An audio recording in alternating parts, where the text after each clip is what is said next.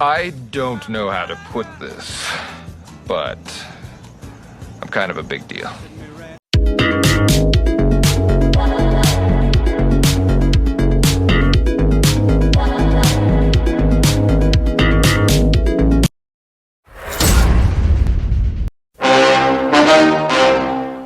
Brian's dad is here. I think the thing again with parents, and I know you all are watching, I don't like to just tell sad stories. Saul said that shit on Thursday. So how come the narrative isn't that his dad had the conversation with him? About what do we do about it? His brother listening and noticing was the key. And that's a big part of this for all of us. We got to see it and call it out. His brother literally started to deprogram him. See, they use the word deprogram. What is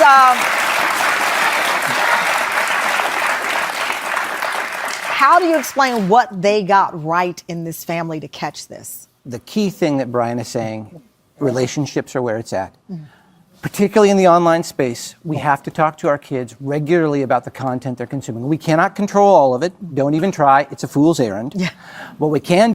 He is a social media and online extremist expert, i.e. funded by USAID, another fucking cutout for diverting hate. Do is we can have an honest conversation where we listen to each other and we have frank discussions about it. You know, I think that everybody here have kid, you've had to have like the sex talk. Yes. Not comfortable, right? How is this beta male like /cuck like even any type of authority on masculinity or what's going on in the internet? All this is like some feminist script and produced. Like this is so bad and cringe. You've had to have the talk about drugs. You have to regularly have that same talk about your experiences on the internet. Wow.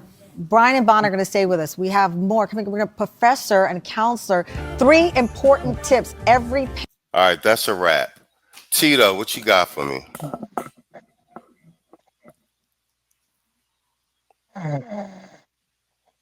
Tito? Oh, I'm not gonna wait. I can hear the dog. All right, contractor. So that's supposed to be the social media and online extremist expert Ben Benton, PhD. I looked him up online. He's definitely on faculty, but like I said, I think he's another one of these USAID funded PhDs doing NGO propaganda work. Yeah, definitely. But the better question is, why are you speaking? You stuff like this, yo. Since the election, there's been an attack on the heterosexual black male almost weekly, coming from all directions, and that means that we got them on the back foot, and they're scared that we're stepping off of the plantation. Tito, you back?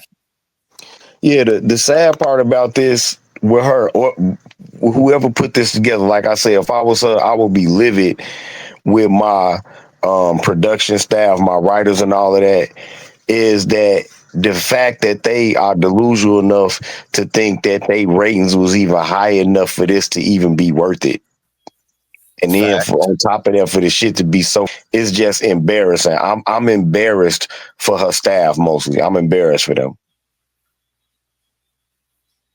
They could have brought on somebody, at least if they was gonna play this young black male angle, they could have brought on somebody that was more of a convincing actor than this, because this dude is real fucking hollow and real stiff. And yeah, they could have had him at least watch some content before they had him. But I guess maybe they was afraid of legal liability if he would have mentioned somebody specifically. You know what I'm saying? They might have been afraid of that too. Oh yeah, you see why they specifically say high value man twice. They don't say Kevin Samuels. And once again, even with the Kevin Samuels thing, and even like when mainstream media in general is going after the Manosphere, there's rabbit holes down here. Like, you got to go pretty far down a rabbit hole to find you, Tito, and other content creators. So they only do like the surface stuff. Kevin Samuels, Andrew Tate's name gets popped everywhere, but he's not even Manosphere or even Red Pill. He's his own thing. He just happens. It's like we were saying. When you speak some just basic masculine talking points, it automatically gets lumped with this. But that shows how far left the Western society has moved in general. Does anybody have the actual clip or multiple clips that's supposed to exist of Andrew Tate saying that he thinks that red pill content creators and their constituents are clowns? Yeah, we can find them. There's a lot of. He's always calling like that, but these red pill weirdos and these red pill clowns, and he doesn't like who else? Jordan Peterson either, because I think he banged his daughter. Oh, okay. She flew out to see him in Romania, and she keeps saying nothing happened. Like, okay. Damn. Saul, why don't you wrap this segment up for us, and then I guess, and you guys can play tennis with this if you like. But just the overall, aside from stating the obvious, but what do you think the overall incentive of demonizing? And this is picked. They could have picked any black male, but they picked a specific age demographic black male to do the smear on, similar to more birth of the nation type thing. But what do you think the angle is with this? I think maybe the underhanded angle could be to show like, hey, shitting on black men is still big business. I think that it's kind of a more or less to try to replace messaging. You know what I mean? Facts. As we could see, as we seen earlier, what NBC had on there. You know what I mean? With moderated, black male voices. I mean, we've already seen these organizations pop up out of the blue just before the election. Black male vote, those black male healing circles, and the weird brochure that was going around. Yup. Yeah, them dudes that was going town to town. Yeah. Strangely enough.